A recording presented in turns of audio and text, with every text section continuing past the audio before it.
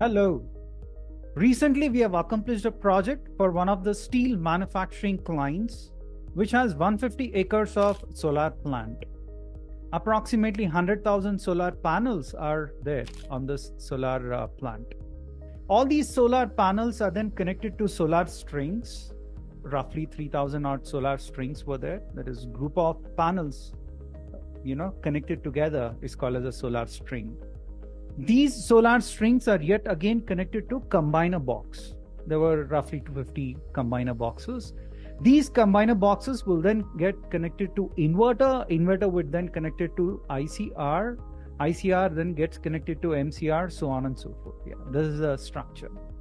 The ask from the customer was that whenever there is bird drop on the panels, or whenever there is a physical damage or electrical damage on the panels, or whenever there is excessive dust on the panels, electricity production would come down. So can we somehow detect these damages, physical or electrical damages, if there is dust or if there is bird drop, etc.? Can we identify that using image analytics? And yes, we have accomplished the project, and we will be demonstrating the accomplished solution. Here we go. My colleague is sharing the screen. Whatever project we do a proof of concept, and only that we are supposed to use for the marketing purpose, not the actual data. So there we go.